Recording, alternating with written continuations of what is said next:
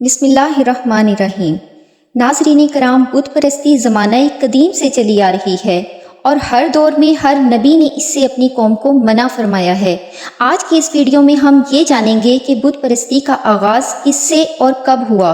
اس سے پہلے میری ریکویسٹ ہے کہ میری حوصلہ افزائی کے لیے ویڈیو کو لائک کر دیجئے اور چینل کو سبسکرائب کر لیجئے، جزاک اللہ۔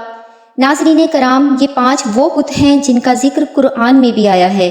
حضرت نوح علیہ السلام کی قوم بت پرستی کرنے لگی تھی اور ان کے 5 بت بہت مشہور تھے اور یہ لوگ انتہائی دل و جان سے ان کی پوجا کرتے تھے، اور حضرت نوح علیہ السلام اپنی قوم کی وجہ سے بہت پریشان تھے اور انہیں بت پرستی کے خلاف بہت واعظ و نصیحت فرماتے، لیکن ان کی سرکش قوم ان کا مذاق بناتی اور حضرت نوح علیہ السلام کو طرح طرح کی تکلیفیں دیتی اور کہتی کہ یہ ہمارے خداؤں کے خلاف کیوں بولتا ہے۔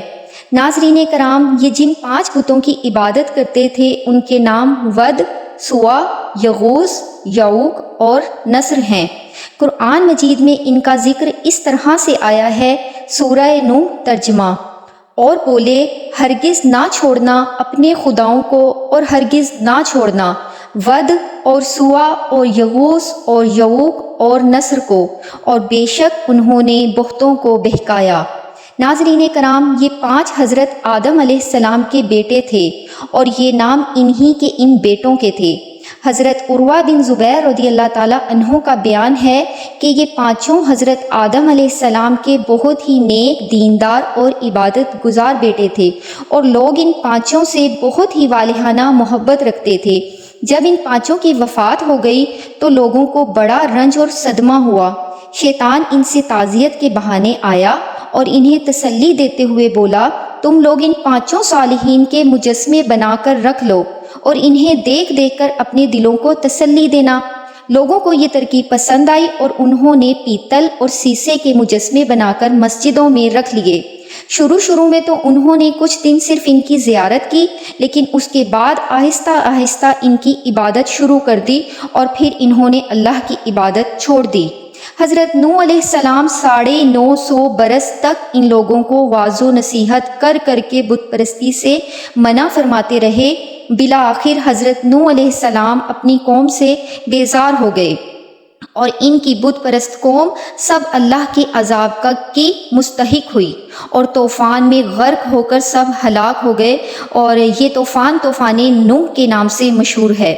ناظرین کرام، شیطان اس کے بعد بھی اپنی چالوں سے باز نہیں آیا اور اس نے ہر دور میں اپنے وسوسوں اور چالاکیوں سے لوگوں کو بت پرستی سکھانا شروع کر دیا، اور پہلے لوگوں کے دلوں میں یہ خیال ڈالتا کہ اپنے نیک مرنے والوں کی تصویریں اور مجسمے بنا لو۔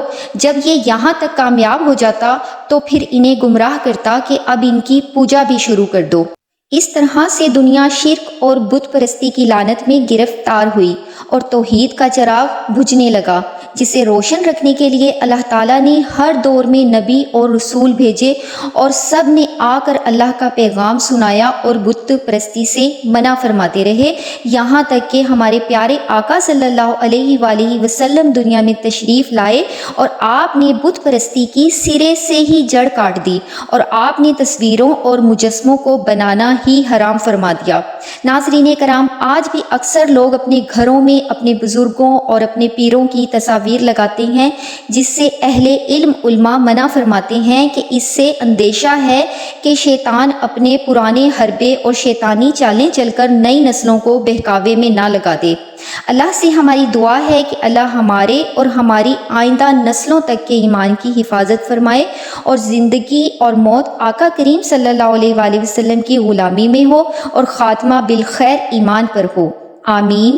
ناظرین، بت پرستی کے آغاز کی معلومات آپ کے لیے نئی تھی یا آپ پہلے سے جانتے تھے؟ کمنٹ میں ضرور بتائیے گا، اور ویڈیو اچھی لگی ہو تو لائک کر دیجئے اور چینل کو سبسکرائب کر لیجئے، جزاک اللہ۔